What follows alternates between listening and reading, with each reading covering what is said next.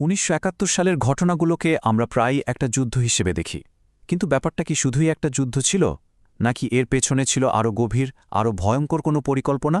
আজ আমরা এর পেছনের কাঠামোটাকেই ব্যবচ্ছেদ করে দেখব, কারণ এটা কেবল একটা যুদ্ধ ছিল না, ছিল একটা পরিকল্পিত নৃশংসতা। চলুন ইতিহাসের পাতা থেকে সেই নকশাটাই খুঁজে বের করার চেষ্টা করি। ৩০ লক্ষ, ভাবুন একবার। এটা কিন্তু শুধু একটা সংখ্যা নয়, এটা হলো সেই ৩০ লক্ষ মানুষের জীবন যা ৭১ সালের সেই ৯ মাসে হারিয়ে গিয়েছিল। এই যে এত বড় একটা মানবিক ক্ষতি, ঠিক এখান থেকেই আমাদের আজকের আলোচনাটা শুরু হচ্ছে। তো একটা প্রশ্ন কিন্তু থেকেই যায়, এই যে এত ভয়ঙ্কর সহিংসতা, এটা কি যুদ্ধের ডামাডোলে হঠাৎ করে ঘটে যাওয়া কিছু পাশবিকতা ছিল, নাকি এর পেছনে ছিল একটা ঠান্ডা মাথার ছক, একটা সুচিন্তিত পরিকল্পনা? এই বিশ্লেষণ জুড়ে আমরা ঠিক এই প্রশ্নটারই উত্তর খোঁজার চেষ্টা করব। আজকের আলোচনায় আমরা কয়েকটা ধাপে এগিয়ে যাব। প্রথমে দেখব এর পেছনের পরিকল্পিত নকশাটা, এরপর গণহত্যার সেই ব্লুপ্রিন্টটা কী ছিল, কারা ছিল এই ধ্বংসযজ্ঞের কারিগর, কাদেরকে পরিকল্পিতভাবে শেষ করে দেওয়া হয়েছিল, এবং সবশেষে এর সুদূরপ্রসারী প্রভাব নিয়ে কথা বলবো। তাহলে চলুন শুরু করা যাক আমাদের প্রথম অংশ দিয়ে, যার নাম আমরা দিয়েছি একটি পরিকল্পিত নকশা। এখানে আমরা দেখব যে এই সহিংসতা কোনো বিচ্ছিন্ন বা আকস্মিক ঘটনা ছিল না, বরং এর সবকিছুই ছিল আগে থেকে ঠিক করা। এই কথাটা কিন্তু খুব গুরুত্বপূর্ণ।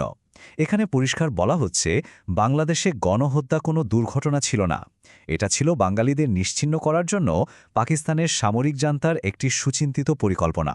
আর এই কথাটাই কিন্তু আমাদের পুরো আলোচনার মূল ভিত্তি তৈরি করে দেয়। আচ্ছা, তাহলে এখন চলুন এই প্ল্যানটার আর একটু গভীরে যাওয়া যাক।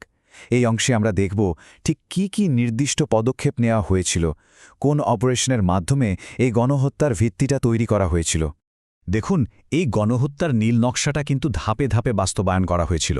প্রথমেই যা করা হলো তা হলো একটা আদর্শগত বা আইডিওলজিক্যাল ভিত্তি তৈরি করা, মানে বাঙালিদের ছোট জাত বা ঠিক মুসলমান নয়, এই ধরনের একটা ধারণা প্রচার করা হলো।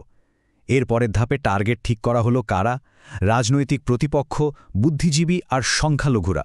তৃতীয় ধাপে তৈরি হলো মূল প্ল্যান, পূর্ব পাকিস্তানকে পরিষ্কার বা বিশুদ্ধ করার একটা কৌশল।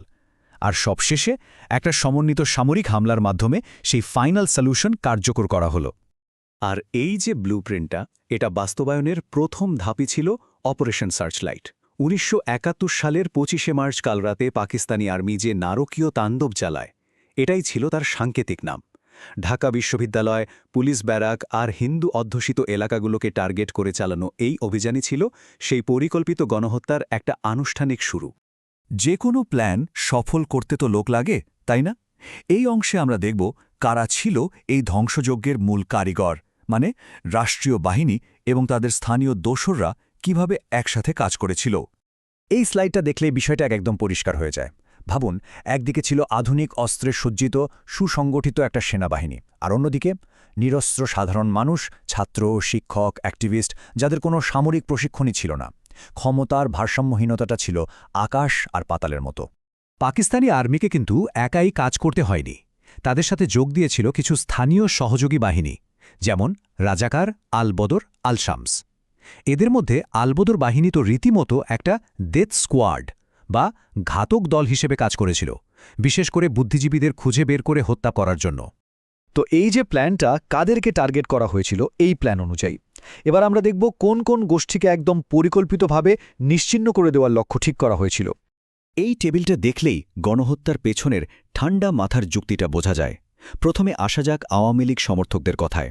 রাজনৈতিক বিরোধিতা আর স্বাধীনতার আন্দোলনকে দমন করার জন্য তাদের গণহারে গ্রেফতার, নির্যাতন আর হত্যা করা হয়। এরপর ছাত্র আর বুদ্ধিজীবীরা। কেন? কারণ একটা জাতিকে মেধাশূন্য করে দিতে পারলে তার ভবিষ্যৎ পঙ্গু হয়ে যায়। তাদের বাড়ি থেকে তুলে নিয়ে যাওয়া হতো, তারপর রায়ের বাজারের মতো বধ্যভূমিতে নিয়ে হত্যা করা হতো। আর সবশেষে হিন্দু সংখ্যালঘু সম্প্রদায়। আদর্শগত আর ধর্মীয় বিদ্বেষ থেকে তাদের ওপর ব্যাপক গণহত্যা চালানো হয়, মন্দির ভেঙে দেওয়া হয় আর দেশ ছাড়তে বাধ্য করা হয়। আমরা এখন আলোচনার একদম শেষ পর্যায়ে চলে এসেছি।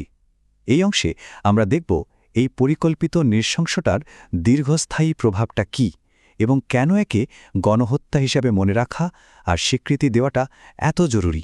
তাহলে পুরো আলোচনা থেকে আমরা কি বুঝলাম? মূল কথাটা হলো ১৯৭১-এর সহিংসতা হঠাৎ করে ঘটে যাওয়া কোনো বিশৃঙ্খলা ছিল না, এটা ছিল একটা কাঠামোগত গণহত্যা, যার একটা পরিষ্কার পরিকল্পনা ছিল, নির্দিষ্ট টার্গেট ছিল এবং সেই পরিকল্পনাকে মেথডিক্যালভাবে বা পদ্ধতি মেনে বাস্তবায়ন করা হয়েছিল। তবে শেষে একটা প্রশ্ন কিন্তু থেকেই যায়, গণহত্যার এই যে কাঠামো, এই যে আর্কিটেকচার, এটা ভালোভাবে বুঝতে পারাটা ভবিষ্যতে এই ধরনের নৃশংসতা ঠেকাতে কিভাবে সাহায্য করতে পারে। এটা খুব গুরুত্বপূর্ণ একটা প্রশ্ন যা আমাদের সবাইকে ভাবায় আর ইতিহাস থেকে শিক্ষা নেওয়ার কথাটা বারবার মনে করিয়ে দেয়।